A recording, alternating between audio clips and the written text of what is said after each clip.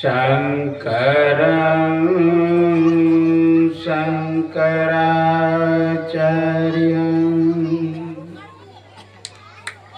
केशवं बादरायणं सूत्रभास्कृतो वन्दे भगवन्तो पुनः पुनः ईश्वरो गुरुरात्मेति मूर्तिभेद विभागिनी व्योमव्याप्तदेहाय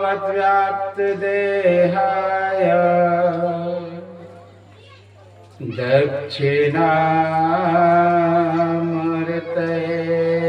नमः। दक्षिणामूर्तये नमः।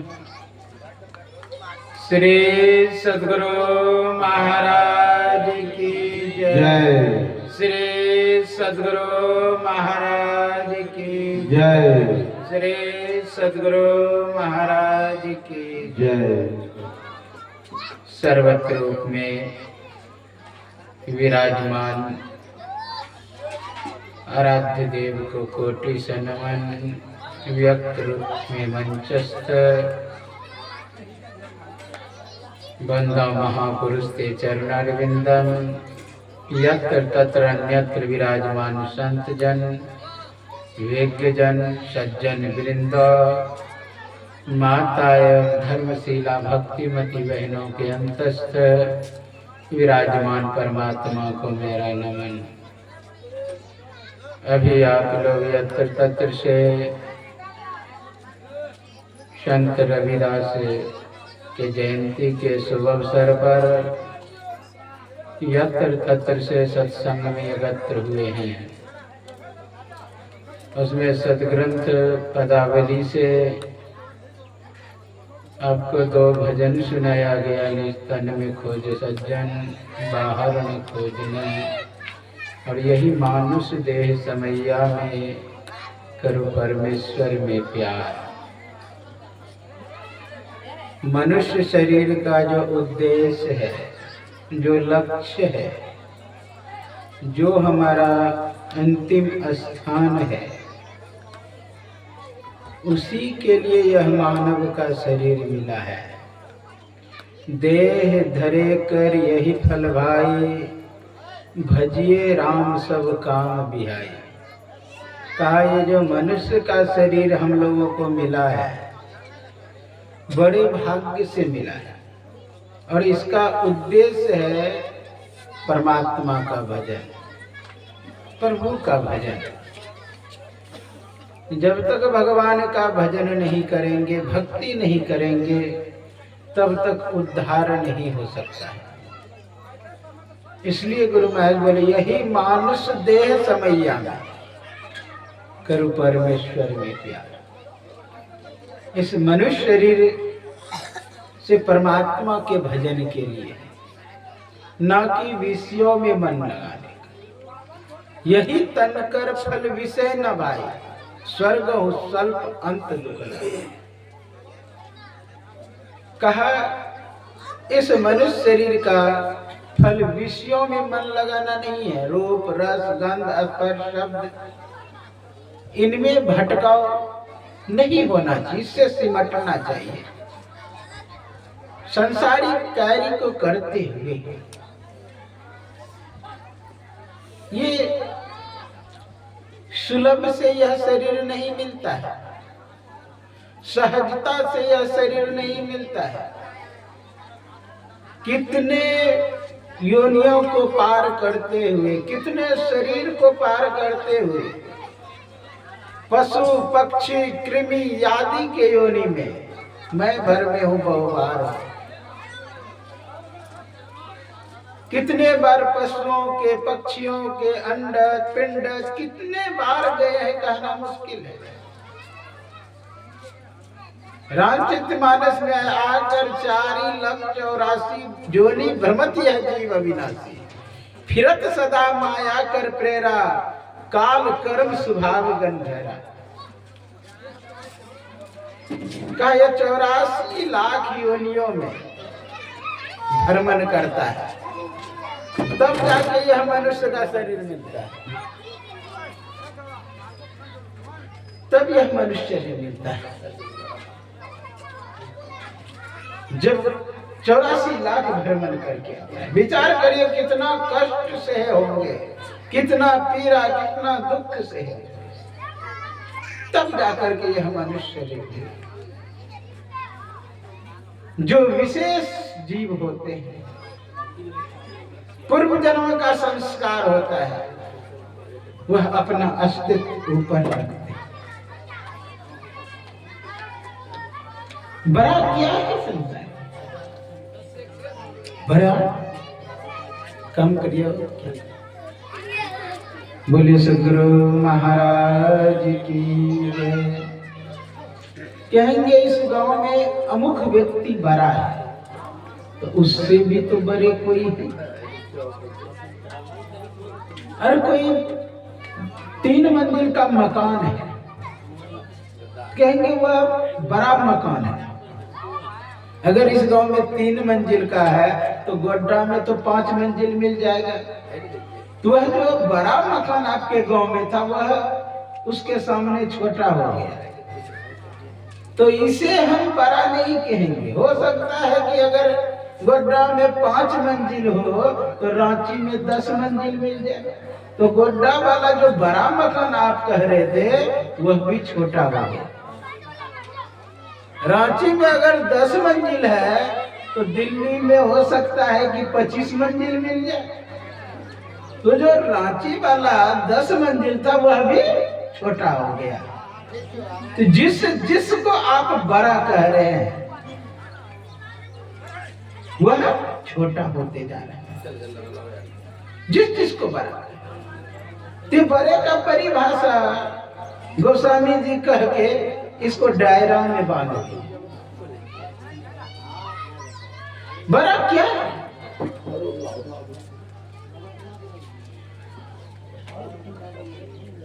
कहेंगे पृथ्वी पर यह जो बड़ा सा मकान है, सब पृथ्वी पर है। तो पृथ्वी सबसे बड़ी हुई। पृथ्वी मात्र 13,000 किलोमीटर व्यास में, पृथ्वी मात्र 13 किलोमीटर व्यास में, और सूर्य 13,96,000 किलोमीटर व्यास में। तो आप कहेंगे कि सूर्य बड़ा है। सूर्य से अधिक ऐसे सब तारे हैं जो कई करोड़ किलोमीटर बड़ा है। एंटारस, एप्सिलॉन तारे, ये सब बहुत बड़े बड़े। एक स्टीफनसन तारे, वो 3 अरब किलोमीटर व्यास में है। पृथ्वी का औकात वहां एक कण बराबर हो जाता है। तो कहेंगे वह बड़े नहीं, जिसमें यह पूरे सृष्टि है वह बड़े हैं। लेकिन जिन्होंने इस सृष्टि को उत्पन्न किया है, वो सबसे बड़े हैं। बड़ा ते बड़ा, छोटा ते छोटा, में ही ते सब लेखा, सबके मध्य निरंतर साई दृष्टि दृष्टि से देखा। सबसे बड़े हैं परमात्मा। उसी का भजन किया गुरु महाराज ने, उसी का भजन संत रविदास ने, उसी का भजन किया गुरु नानक ने, उसी का भजन किया कबीर ने, उसी का भजन किया उस सृष्टिकर्ता जो परमात्मा है। उसमें जब लगन लग गए संत रविदास का, तो साहब कहते हैं अब कैसे छूटे नाम रट लागी, प्रभु जी तुम चंदन हम पानी। दोनों में अन्योन्य आश्रय संबंध। तुम चंदन हम पानी। चंदन का कोई महत्व नहीं अगर पानी ना रहे तो। अब पानी नहीं रहे तो चंदन का महत्व नहीं है। चंदन रहे तब पानी का महत्व विशेष बढ़ जाता है। तुम चंदन हो प्रभु जी, परमात्मा से विनती करते, हे प्रभु तुम चंदन। इसका मतलब परमात्मा को बहुत स्थान देते थे, परमात्मा का वो भजन करते थे और भजन करके उस स्थिति को प्राप्त कर लिए अपने कार्य को करते हुए। जिस कार्य को सब दिन किए उस कार्य को करते हुए, काम को नहीं छोड़ा, तन काम में मन राम में। हरि सा हीरा छार के करे आन के आस, दूसरे का आस नहीं, एक भगवान का आस रखे उन्होंने और भजन करके ऐसे स्थिति को प्राप्त कर लिया।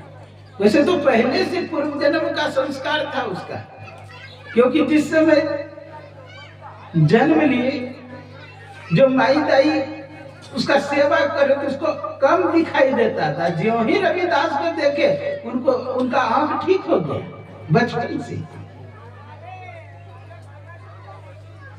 आंख ठीक हो गया। कहने का भाव चमत्कारी पुरुष है। जब कैसे छूटे नाम ली, प्रभु जी तुम चंदन हम पानी, प्रभु जी तुम स्वामी हम दासा।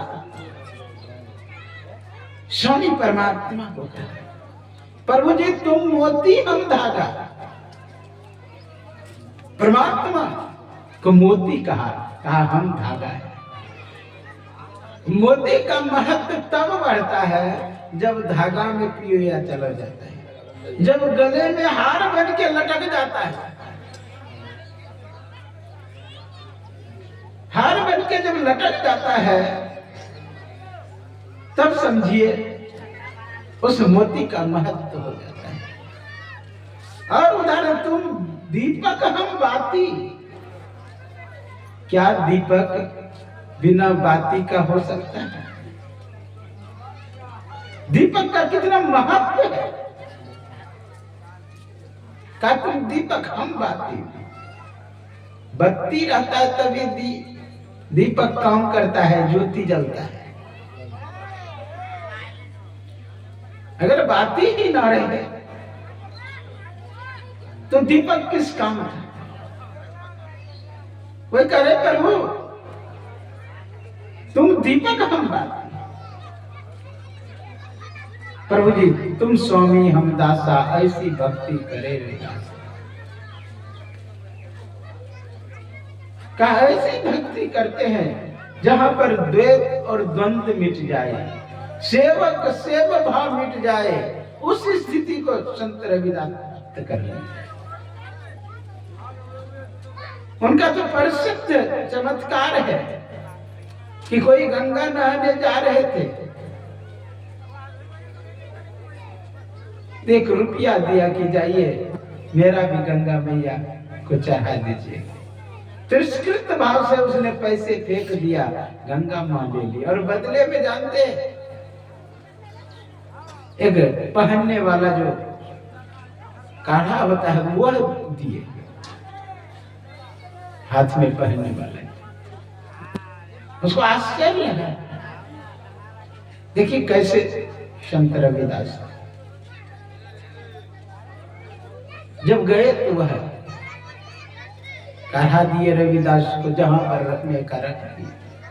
किसी ने कहा नहीं झूठ कहते हैं संत रविदास, यदि ये सच कहते तो दूसरा काढ़ा दे। तो आप लोग जानते हैं उसी समय जिस बर्तन में काम वो करते थे, कचरे धोते थे जूते सबको, उसी से निकाल करके दिखा दिया दूसरा का। उसी समय बोला मन चंगा तो कठपुतली में गंगा। मन यानी साफ रहे, मन में कूड़ा करकट ना रहे, मन में गंदगी ना रहे, तो आपको कहीं भी प्रकट हो जाए, निष्कपट हो और दीन हो। निष्कपटता के कारण सबरी के यहाँ भगवान आए और जूठन बैठ गए। कितने सम्मान दिए सबरी को, जो सबसे कहते हैं, लोगों का कहना कि निचली पायदान पे खड़ी थी फिर भी उसे उतना सम्मान दिया।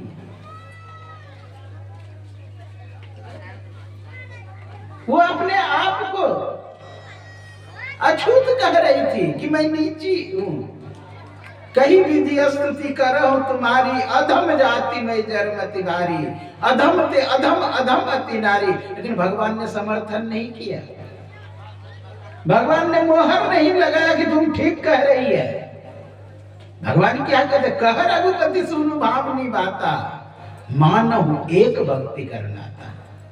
जाति पाति कुल धर्म बराई, धन बल परिजन गुण चतुराई, भक्तिहीन नर सो है कैसे, जल बिनु बारिश देखिए तैसे। कहा कोई जाति से बड़े होने से कुछ नहीं होता, कोई ब्राह्मण कुल में जन्म ले लेने से कुछ नहीं होता। महाभारत में नावे शूद्रे भवे क्षुद्र ब्राह्मणो नाथ ब्राह्मणा। अगर ब्राह्मण का गुण शूद्र में दिखाई दे तो वह शूद्र नहीं है, वह तो ब्राह्मण है। और शूद्र का गुण अगर ब्राह्मण में दिखाई दे तो वह ब्राह्मण नहीं है। ब्राह्मण का गुण शूद्र में दिखाई दे तो वह ब्राह्मण है। इसलिए भगवान राम कहते हैं, कह रघुपति सुनु भावनी बाता, मानो एक भक्ति का नाता, मैं केवल भक्ति का नाता रखता हूं। कितना सम्मान भगवान दे रहे, विचार करिए। केवट को अपने पास बैठाते और मित्रता का भाव रखते हैं।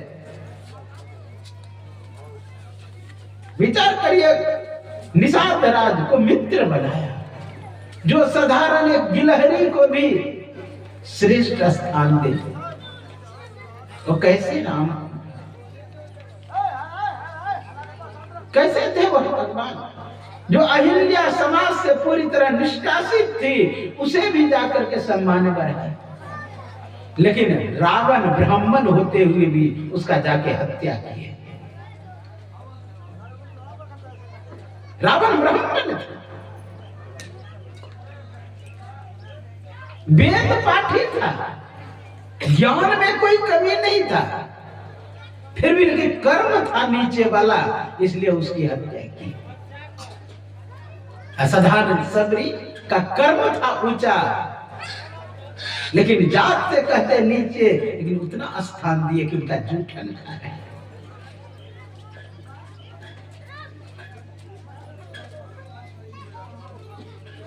इतना खाने में मशहूर कि विचार करके ख्याल ही नहीं रहा, इतना भाव विभोर है भगवान। आप लोग सुने होंगे, सबसे ऊंची प्रेम सगाई। भगवान कहते मैं 2 ही बार खाया, एक बार विदुरानी की साथ। प्रेम तो होना चाहिए। जब तक प्रेम नहीं तब तक भक्ति नहीं। इसलिए प्रेम हो भक्ति में, प्रेम भक्ति गुरु दीजिए विनवो कर जोरे। प्रेम किसी के साथ भी हो।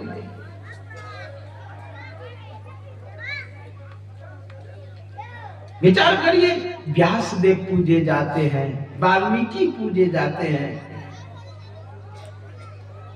दासी के नारद, हिरणी से श्रृंगी ऋषि, अन्ना से वृंदा, सुखदेव जी कहा था, कोल्हंडू से वाल्मीकि भरत। इस तरह कहते हैं कि सब पूज्य हैं।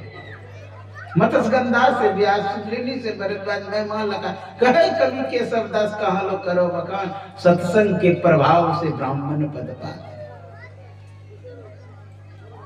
सब श्रेष्ठ हो गए भजन करके, भक्ति करके।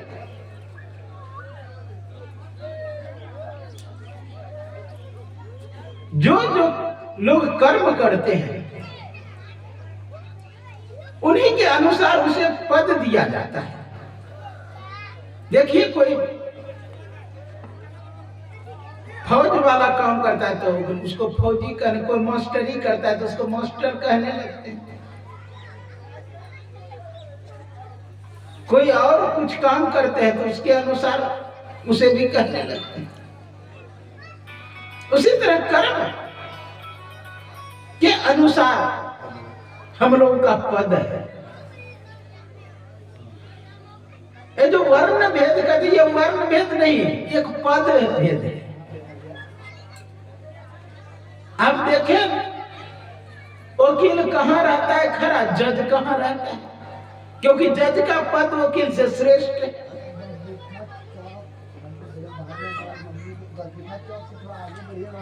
राष्ट्रपति का अलग सम्मान है, प्रधानमंत्री का अलग सम्मान है, विधायक का अलग सम्मान है, सबका पद है। उसी तरह ये पद है।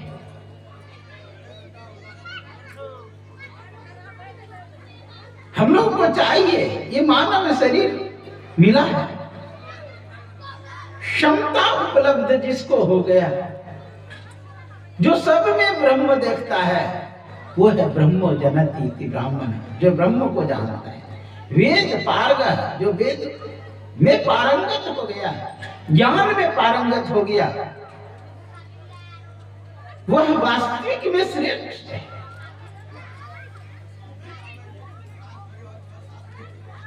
हम लोग को देखिए, वाल्मीकि वही ब्रह्म समाना,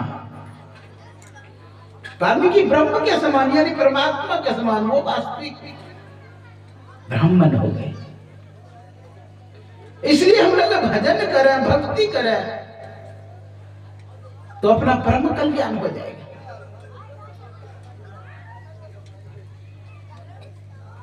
जब तक अपने आप को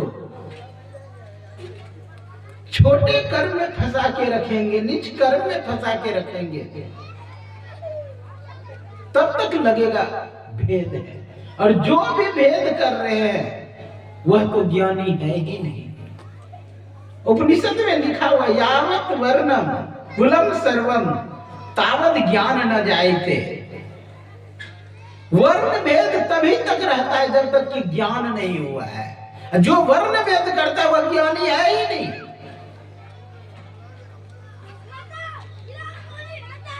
यावत वर्णम, यावत वर्णम, जब तक वर्ण भेद है तब तक ज्ञान न जायते, ज्ञान नहीं होता है।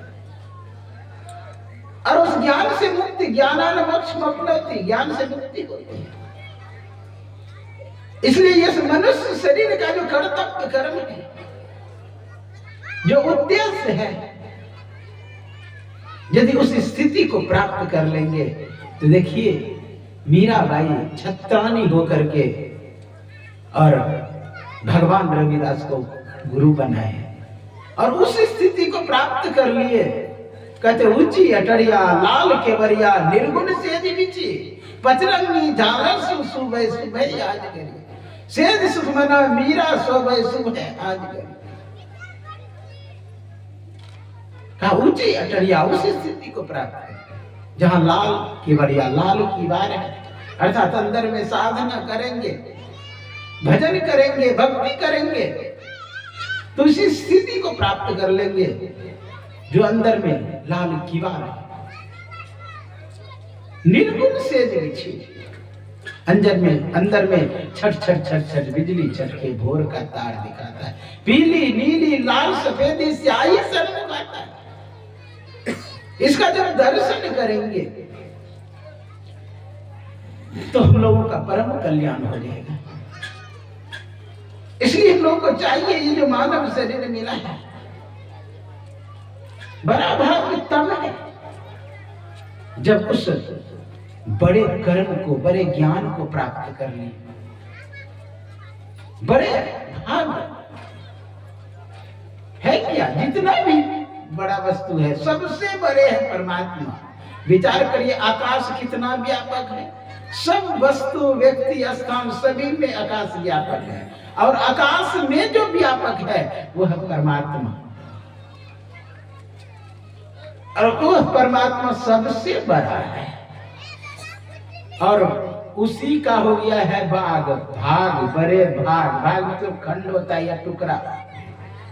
बड़े भाग मानो ईश्वर अंश, जीव अविनाशी, चेतन अमल सहज सुख राशि। ईश्वर का ही अंश है और उसने क्या किया, ये मानुष का शरीर बड़े भाग मानुष तक पावा, उसका जो भाग हुआ पाना शब्द कब प्रयोग होता है?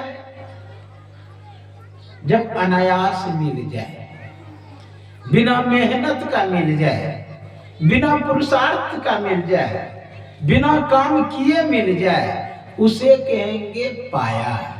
अगर दिन भर काम किए और शाम में 500 रुपया मिला तो कहेंगे कि मेहनत किया हूं, काम किया हूं तब मिला है। लेकिन अनायास मिल जाए, बिना मेहनत का मिल जाए, तब कहेंगे कि पाया। जैसे रास्ते से जा रहे हैं या आधा किलो सोना मिल जाए तो कहेंगे कि नहीं पाया। भले आप नहीं बोले दूसरों के पास कि हम सोना पाए हैं, लेकिन मन में होगा कि मैं पाया हूं इसको। डर से भी नहीं बोले कि रात में चोर आ जाएगा मेरे यहाँ चुरा लेगा, क्योंकि धन जिसके पास रहता है वो जल्दी बोलता नहीं है कि मेरे बक्सा में इतना धन है।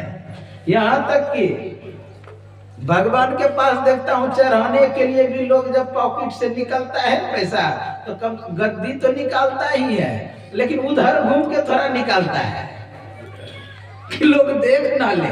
और आश्चर्य की बात तो तब लगता है जब पैसा उल्टाता है, 500 है, मन में होता लगता है 500 चाहेगा, लेकिन उससे फिर आगे बढ़ता है तो मिलता है 200। सोचे कि ये तो चढ़ा ही देगा, लेकिन ये भी नहीं, फिर आगे बढ़ता है, देखता है कि 100 रुपया है, अच्छा ये तो चढ़ाना चाहिए, 100 रुपया चाहिए, लेकिन 100 से भी आगे बढ़ता है। फिर 50 टकिया, फिर 20 टकिया, 10 टकिया आएगा तब जाके चढ़ाएगा और दिखाएगा सब। तो आश्चर्य की बात तो तब है, तो बड़े भाग मनुष्य पावा कब सब प्रयोग होता है? जब अनायास मिल जाए, बिना मेहनत का मिल जाए। तो ये जो मनुष्य का शरीर मिला है बिना मेहनत का मिला है, बिना पुरुषार्थ का मिला है। बड़े भाग मनुष्य पावा। आप लोग सुने होंगे, कबहू की करी करुणा नर देहि, कृपा करके मनुष्य का शरीर दिया है। हम लोग इस योग्य नहीं थे, कबहू की करी करुणा नर, कृपा करके। अच्छा, कृपा किसे कहेंगे? कृपा उसी को कहेंगे कि जो जिस योग्य नहीं है और उस योग्य बना दे, उसे कहेंगे कृपा। मूकम करोति वाचालम पंगुम लंघयते गिरिम यत् कृपातामहं वंदे परमानंद माधवम। कहा गूंगा भी बक बक बोलने लगे और लंगड़ा भी पहाड़ को लांग जाए तो यत् कृपातामहं वंदे। अर्थात जैसे गूंगा है, बोल नहीं पाता है, बक बक कोई हाथ दे दे माथे पर वो बोलने लगे, ये हुआ कृपा। कबीर साहब जब काशी में थे तो उसका ख्याति देख करके, उसकी प्रतिष्ठा को देख करके, उसके सम्मान को देख करके वहां का पंडित उससे ईर्ष्या करने लगे, जलने लगे अंदर से। हाँ, कि कहाँ मैं ब्राह्मण और कहाँ ये छोटे, इसका इतना प्रतिष्ठा हो रहा है। सबके समाज में भी होता है। हाँ, किसी का प्रतिष्ठा विशेष होने लगता है, लोग जलता है। केवल ब्राह्मण ही नहीं जलते, सब जलता है, मैं देखता हूं। तो वो जब प्रतिष्ठा उसकी होने लगे, पूजा होने लगे, सभी लोग प्रणाम करने लगे, चढ़ावा चढ़ाने लगे, तो पंडित लोग जलने लगे अंदर से कि मेरा उतना सम्मान नहीं हो रहा, मेरा उतना प्रतिष्ठा नहीं हो रहा। तो उसने कुछ षड्यंत्र रचा कि कबीर साहब की बदनामी हो, प्रतिष्ठा पर आंच आवे, लोग इसे चढ़ावा ना चढ़ावे, इतना प्रणाम ना करें। उसने कहा कि सभी ब्राह्मण बैठे और विचार किया क्या करना चाहिए। कहा इसमें इसको बेइज्जत करना कोई कठिन बात नहीं है, एक बात करी, भंडारा का आयोजन रखिए। कहा ठीक है, भंडारा का आयोजन रख। कहा भंडारा में उसे भी निमंत्रण दीजिए, उसे भी आमंत्रित करिए। कहा ठीक है, आमंत्रित कर देंगे। कहा तब क्या होगा? कहा कि वो पढ़ा लिखा है नहीं। हाँ, उसको यही शर्त रख दो, इस पंडाल में वही प्रवेश करेगा जो वेद मंत्र सुनाएगा। वही हुआ, सबको आमंत्रित किया और कबीर साहब को भी निमंत्रण भेजा। कबीर साहब भी भंडारा खाने के लिए आए। बैल पर बैठ कर, बैल नहीं कहता है, कोई कोई कहता है कि भैंसा पर आए बैठ करके। तो भैंसा पर बैठ करके जब आए तो ज्यों ही घुसने लगा, बस रोक दिया गेट पर। कहा भाई मैं भी आमंत्रित हूँ, देखो निमंत्रण पत्र है, मेरे पास कार्ड है। कहा वो तो ठीक है, लेकिन इस पंडाल में प्रवेश का शर्त है। कहा क्या शर्त? का जो वेद मंत्र सुनाएगा वो इस पंडाल में प्रवेश करेगा। अब कोई लोग सब आ रहा है, वेद मंत्र सुना रहा है, वो अंदर जा रहा है। अब ये गेट पर खड़ा है, तो समझ गया कबीर साहब लगता है मुझे बेइज्जत करने के लिए ऐसा किया गया है। कबीर साहब उतर गए भैंसा पर से। कहा कि जो वेद मंत्र सुनाएगा उसे घुसने दोगे? कहा कि हाँ, शर्त तो यही है। नीचे उतर गया, भैंसा को ऐसा हाथ मारा, हरि ओम गणनान्त्वा गणपतिगुम हवामहे प्रियनान्त्वा प्रियपतिगुम हवामहे निधिनान्त्वा निधिपतिगुम हवामहे वसो मम अहमजानिर्गर्भतमत्वा मजसि गर्भधम्मा हरे ओम। ज्यों ही वेद मंत्र पढ़ते हुए भैंसा दौड़ा, सब पंडित का पंडित सतक गया, सब भागा उठ करके। ये है कृपा, सदगुरु मेहरबान तो गधा भी पहलवान। ये हुई कृपा, जो जिस योग्य नहीं है उस योग्य बना दे, ये होता है कृपा। तो कहूं कि करी करुणा नर दे, कृपा करके मनुष्य का शरीर दिया है। हम इस योग्य नहीं थे। मान लिए मुखिया के योग्य नहीं है कोई, उसको मुखिया बना दिया, तो मुखिया का कुछ कर्तव्य कर्म होता है कि नहीं? गांव में अच्छे ढंग से फैसला करना, रोड बनाना, सड़क बनाना, नाली का व्यवस्था करना, गरीब है उसको देख रेख करना, अब ये कर्तव्य कर्म है उसका।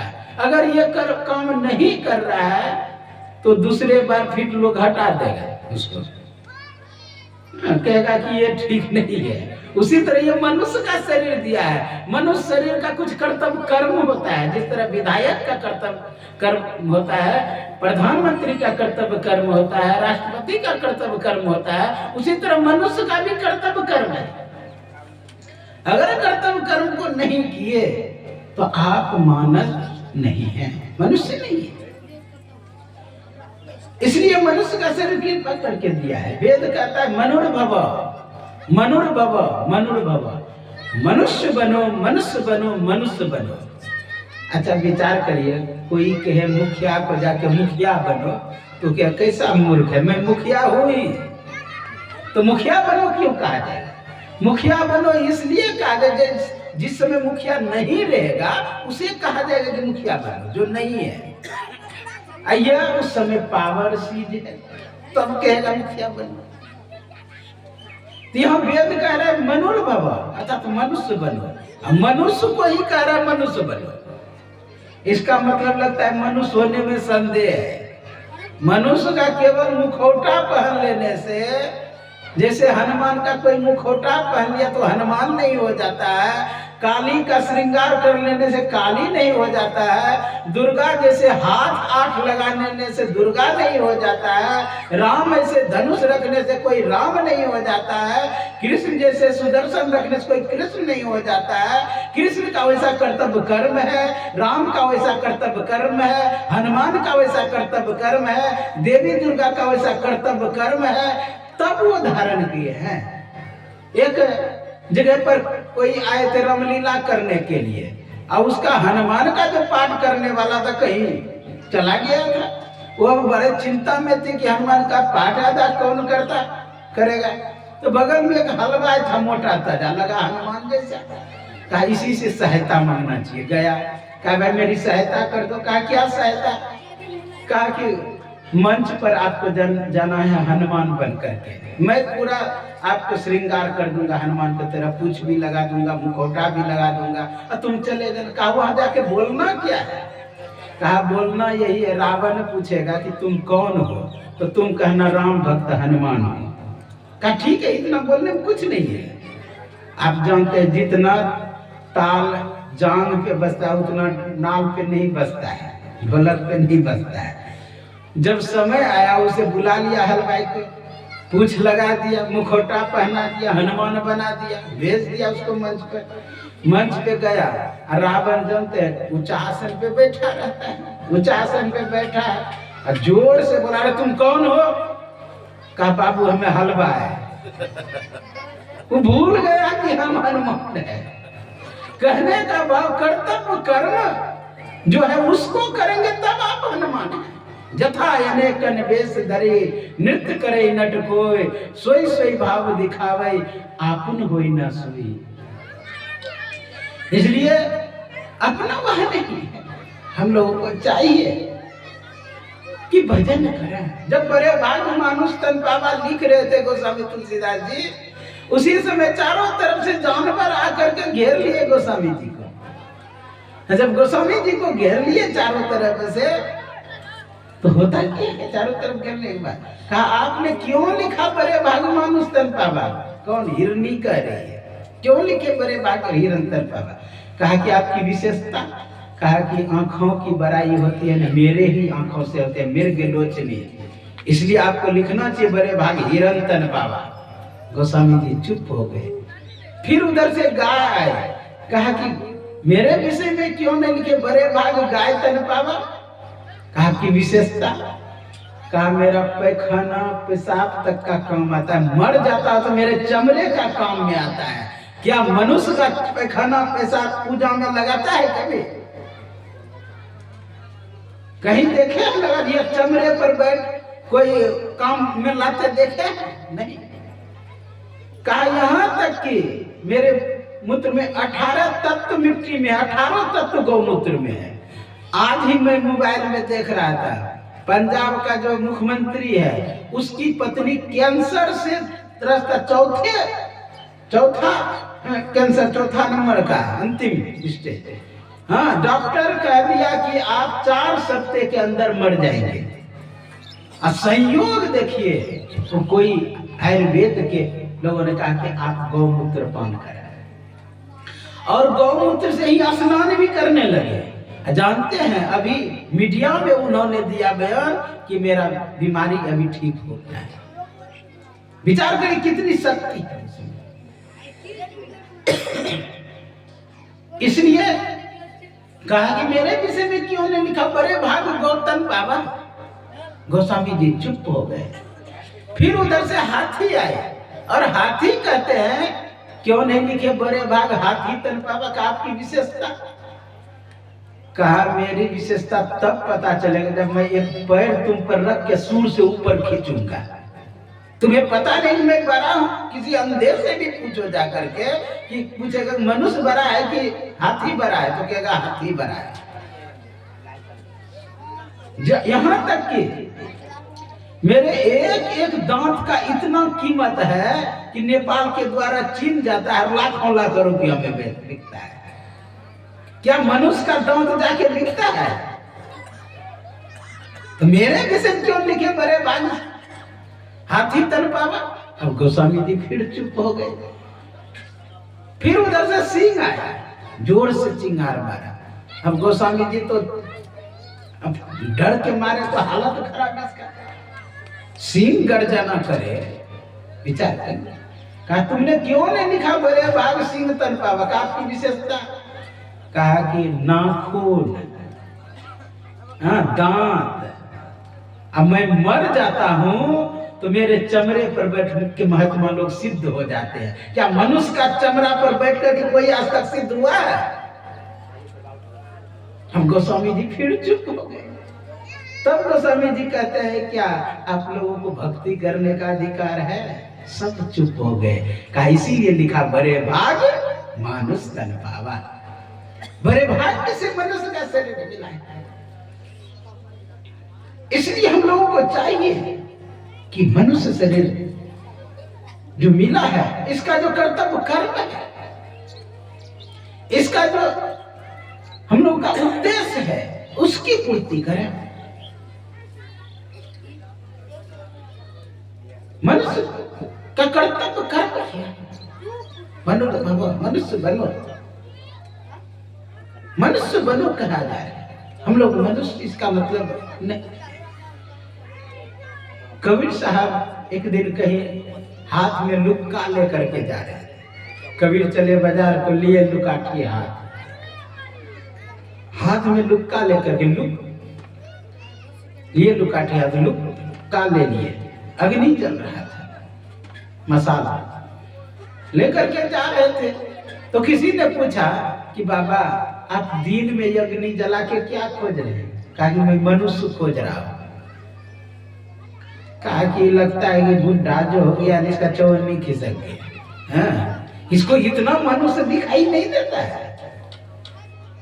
तो कहा हमको तो नहीं दिखाई देता है, तुमको दिखाई देता है मनुष्य? कहा हमको तो सब मनुष्य लग रहा है। कहा लो ये लुक का हाथ में रखो। ज्यों ही देखा ना उसमें कोई भेड़, बकरी, कोई कुत्ता, कोई बिल्ली इस तरह दिखाई दे रहा है। कहा तो महाराज आप मनुष्य कहते किसको है?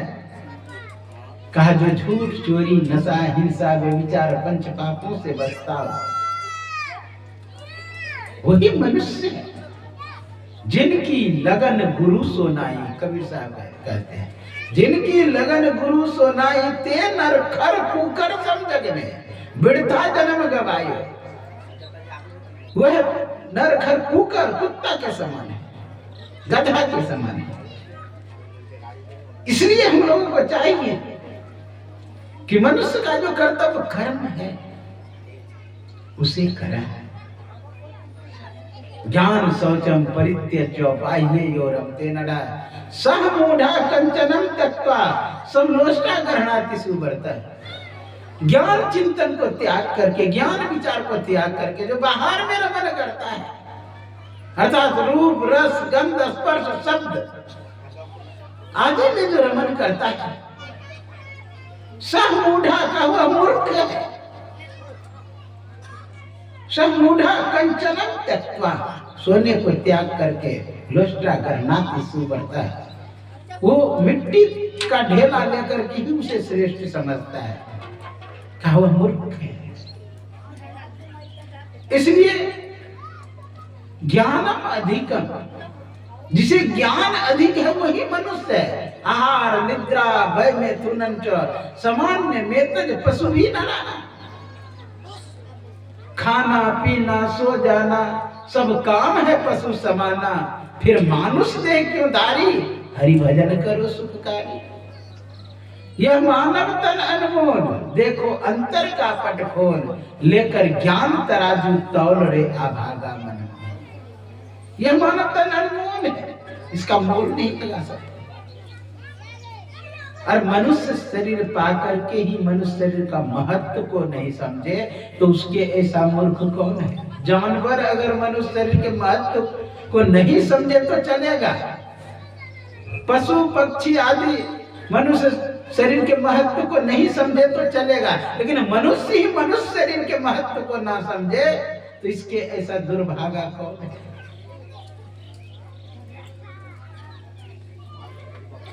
एक गरेरिया कहते हैं भेड़ बकरी चराने वाले, या कोई भी गाय भैंस कुछ भी चराने वाले को गरेरिया ही कहते हैं। तो एक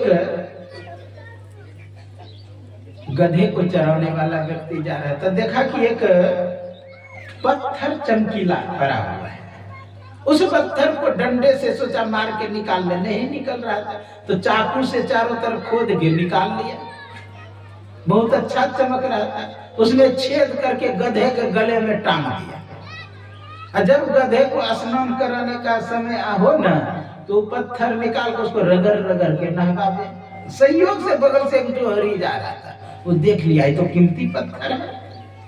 जाके कहा कि अरे गरेरिया ये पत्थर हमको दे दो। कहा कि ले लीजिए, हाँ हम दूसरा पत्थर ले लेंगे। कहा कि 100 रुपया तुमको देंगे। कहा कि ले लीजिए, 100 रुपया में खरीद। जो ही हाथ में लिया पत्थर गिर पड़ा और फट गया।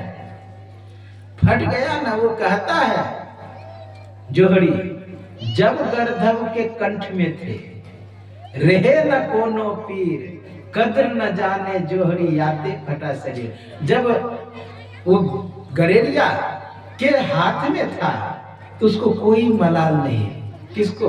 वो पत्थर, क्योंकि पत्थर से वो जोहरी पूछता है कि तुम गधे के गले में था उस समय नहीं गिरा, और गरेरिया के हाथ में था उस समय नहीं फटा, डंडे से मार खाया उस समय नहीं फटा, अब मेरे हाथ में आते ही फट गया, कारण क्या है? तो पत्थर कहता जब गर्दन के कंठ में थे, रहे न कोनो पीर, अब कदर न जाने जोहरी, आते फटा शरीर। जब गरेरिया मेरा महत्व नहीं जानता था तो उसके डंडे का मार भी सहा, उसने छेद करके गले में, गधे के गले में टांग दिया, वह भी सहा। और उसने मुझे निकाल करके रगड़ रगड़ के नहवाता था गधे को, फिर भी उतना दुख नहीं हुआ।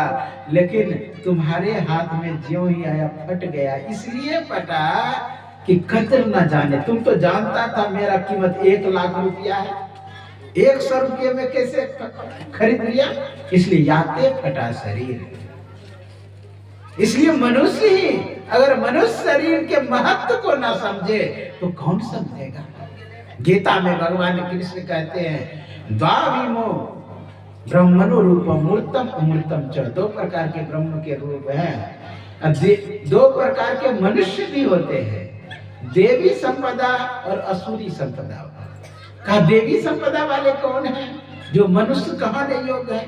कहा अभयम सत्य संशुद्धिर ज्ञान योग व्यवस्थित दानम दमश्च यज्ञश्च स्वाध्यायस्तप मार्ग।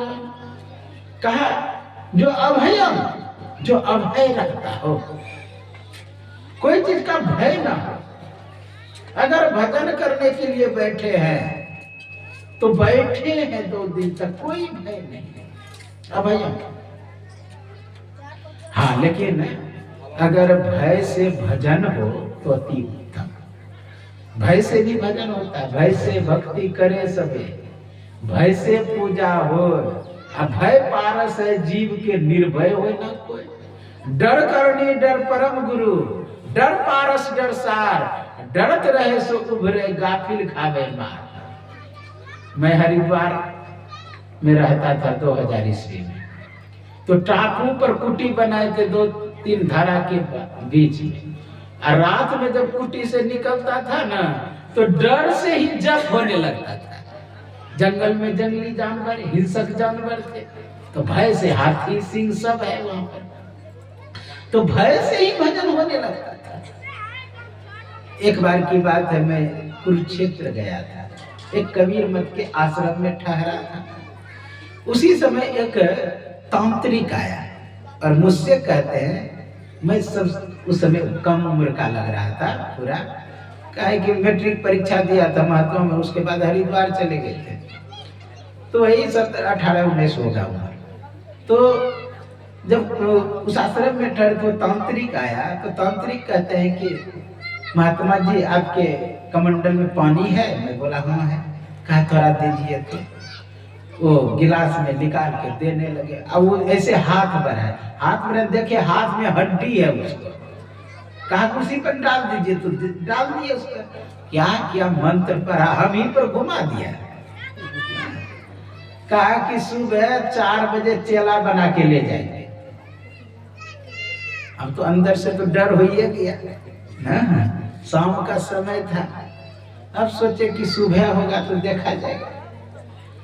संयोग से स्तुति विनती करने लगे।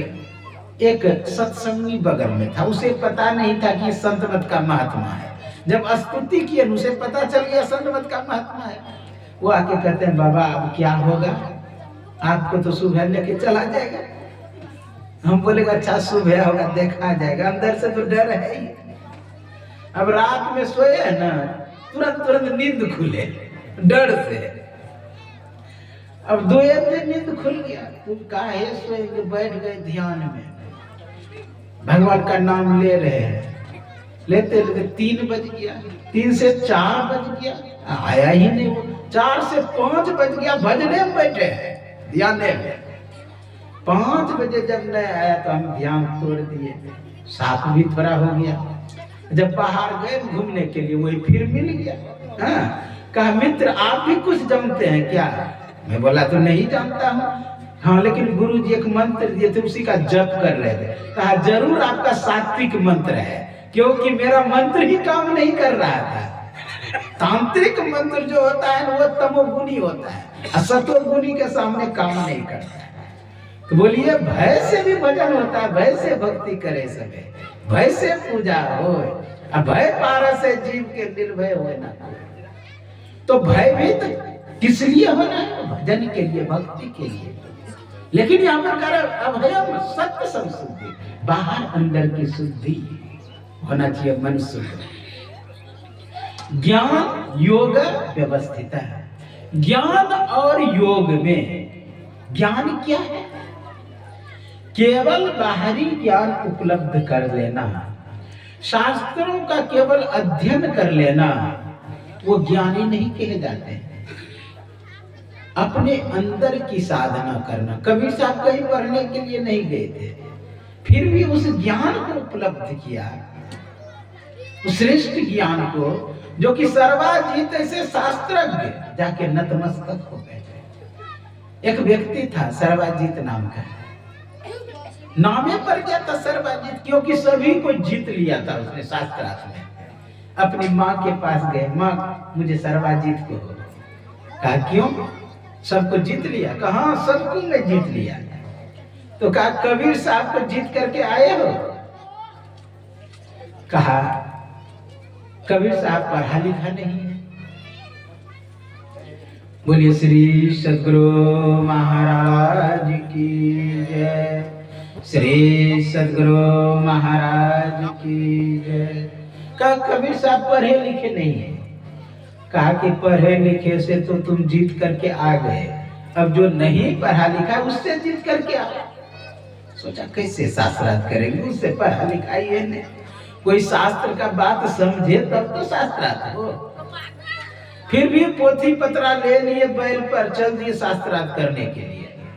कबीर साहब के गांव के बाहर ही कुछ पनिहार में पानी भर रहे थे। उससे पूछते हैं कि कबीर का घर किधर है? तो वो बोलती है कबीर का घर शिखर पर, जहां सिलहली गैल, अब पाँव न टीके पिपील का पंडित ना दे बैल। कहा कबीर का घर उस शिखर पर है, ऐसा सिलहली गैल है, वहाँ चींटी का भी पैर नहीं टिकता है। तो ये पंडित पोथी पत्रा लेकर के कहाँ जा रहे शास्त्रार्थ करने के लिए? अब तो वहीं पर आधा समझिए हार हो गया। फिर भी व्यवहारिक तौर पर कह दिया अमुक जगह पर है। उसका काम था चादर बनाना, हाथ में सुई था। सर्वाजीत पहुंच गए। सर्वाजीत एक कटोरे में पानी भर करके कबीर साहब के आगे रख दिया। कबीर साहब के हाथ में था सुई, और उस पानी में गिरा दिया। अब पानी में गिरा दिया तो सुई नीचे बैठ गया, पानी को छेदते हुए अंदर चला गया। तो सर्वाजीत कहते हैं क्या कबीर साहब मेरे सवाल का जवाब नहीं दिए?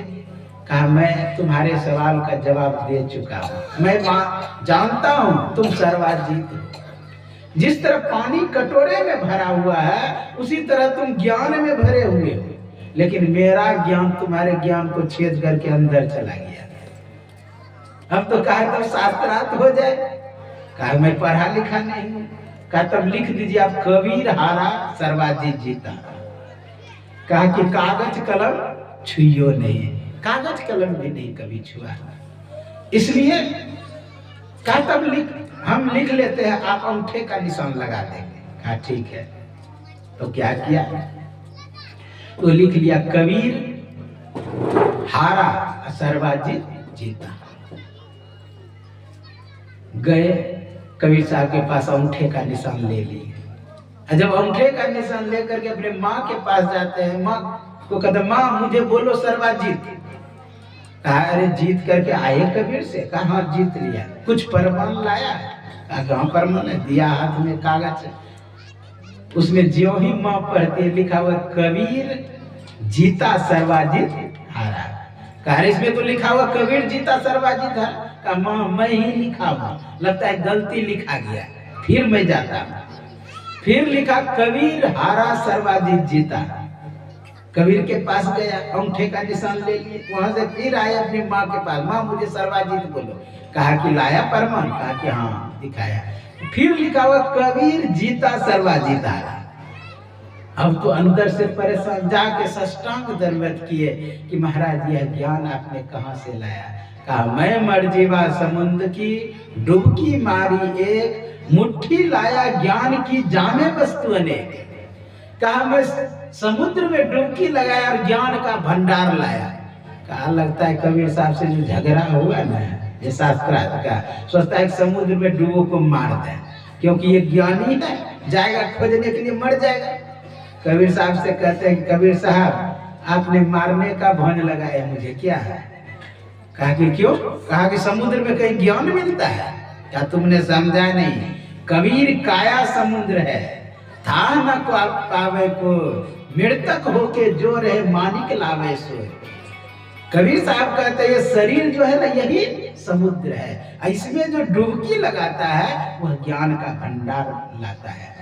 देहस्ता सर्वविद्याश्च देहस्ता सर्वदेवता देहस्ता सर्वतीर्थानि गुरुवाक्यं लभ्यते। कहा कि यह जो मनुष्य का मस्तिष्क है, स्वामी विवेकानंद ने, ये मनुष्य का मस्तिष्क अछोर पुस्तकालय है, इसलिए इसमें जो गोता लगाता है वह ज्ञान का भंडार लाता है। अब देखिए हनुमान जी भगवान के पास जाकर के कहते प्रभु हमको शांति नहीं मिल रही है। तो कहा कि अरे कैवल्य उपनिषद पढ़ो तुम्हें शांति मिल जाएगी। तो हनुमान जी कहते हैं मैं कैवल्य उपनिषद पढ़ चुका हूँ। तो कहा कि इस आदि 9 उपनिषद पढ़ो शांति मिल जाएगी। कहा इस आदि 9 उपनिषद में पढ़ चुका हूँ। फिर कहा 101 उपनिषद पढ़ो शांति मिल जाएगी। कहा 101 उपनिषद पढ़ चुका हूँ। यहाँ तक कि व्याकरणाचार्य, ज्योतिषाचार्य, ब्रह्मांड का सबसे बड़ा ज्ञाता हूँ। तब कहते बहुत शास्त्र कथा कंठा रोमंतय वृतैव किम अन्वेष्टव्यम पर्यपने मारुते ज्योतिरांतरम। बहुत से शास्त्रों को मथने से क्या प्रयोजन, केवल अंतर की ज्योतियों का खोज करो। अधीत्य चत्रो वेदान, चारों वेदों को अधीन कर लेने पर, अधीत्यो मतलब चतुरो मतलब था चतुर भी, चतुरो मतलब चार भी होता है। हाँ? चारों वेदों को अधीन कर लेने पर या चतुर हो जाने पर, अनेक 6 शास्त्राणी अनेक 18 पुराण, अगर इसे पढ़ लिया है ब्रह्म तत्व न जानाती दर्वीपाक रसल्यते, ब्रह्म तत्व को नहीं जाना उसी प्रकार है जिस पर कड़छी अनेक प्रकार व्यंजनों को उल्टाती पुलटाती है लेकिन उनके स्वाद को नहीं जानता है, उसी तरह वह व्यक्ति है। इसलिए हम लोगों को अंतः साधना करेंगे तो उस ज्ञान को उपलब्ध हो जाएंगे। यहाँ पर कह रहे हैं भयम सत्य संशुद्धि ज्ञान योगा व्यवस्थित है, और वह ज्ञान होगा कैसे? धर्म ते विरति योग ते ज्ञाना ज्ञान मोक्ष प्रद वेद बखाना। धर्म से वैराग्य होगा, वैराग्य से योग करेंगे, योग से जो ज्ञान होगा वह वास्तविक ज्ञान होगा। इसलिए हम लोगों को चाहिए कि योग में अपने आप को दृढ़ करना है। जिस ज्ञान को प्राप्त करके कबीर महान संत हो गए, जिस ज्ञान को प्राप्त करके रविदास संत शिरोमणि बन गए, जिस ज्ञान को प्राप्त करके नारद भक्ति को प्राप्त कर लिए, जिस ज्ञान को पाकर के उल्टा नाम जपत जग जाना, वाल्मीकि हुए ब्रह्म समाना, इसी को हम लोगों को खोज करना चाहिए। कुरान शरीफ में आया कि शुरू में मानव एक ही मार्ग को मानते थे, बाद में अनेक मार्गों में भटक गए, एक अलीफ को पढ़ ले तो नजात छुटकारा मुक्ति मिल जाती है। और वह कोई किताबों का नहीं, बुल्ले साहब संत पंजाब में हुए, वो कहा जिस अलीफ को पढ़ने पर नजात छुटकारा मुक्ति मिल जाती है वह कोई किताबों का नहीं है, वो तख्ती पर लिखने योग्य नहीं है। वह अरे जातम स्वर व्यंजन विवर्जितम बिंदु नाद कलातीतम यस्तम वेद सवेद वेद। बिंदु नाद से जो परे है उस परमात्मा को जान लेने पर अपना परम कल्याण हो जाएगा, परम उपलब्धि हो जाएगा। यह सत्संग आप लोग सभी मिल करके किए। आप जानते हैं रात्रि में भी सत्संग होगा, इसलिए थोड़ा देर के बाद 6 या 6:30 के बाद पुनः स्तुति विनती होगा। यह जो सत्संग सभी लोग मिल करके कर रहे, अति उत्तम। मुझे तो बहुत खुशी हो रही है कि इतना व्यक्ति मिल करके सब सत्संग करा रहे हैं। और देव वाले के पास बगल में देव मंदिर भी है, इस बहुत बड़ी उपलब्धि है। यहाँ पर सत्संग होना फल ही नहीं महाफल देता है। सभी का कल्याण हो, मैं गुरुदेव से ही प्रार्थना करता हूँ। सर्वे भवन्तु सुखिनः, सर्वे सन्तु निरामया, सर्वे भद्राणि पश्यन्तु मा कश्चित् दुर्भाग्येत्। ओम शांति शांति शांति। बोलिए श्री सद्गुरु महाराज की जय, बोलिए रविदास महाराज की जय। भजन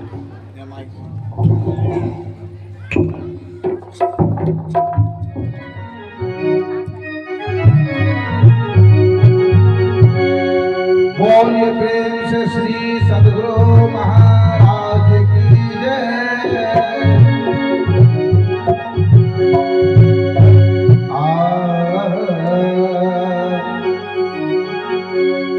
सत्संग में आओ,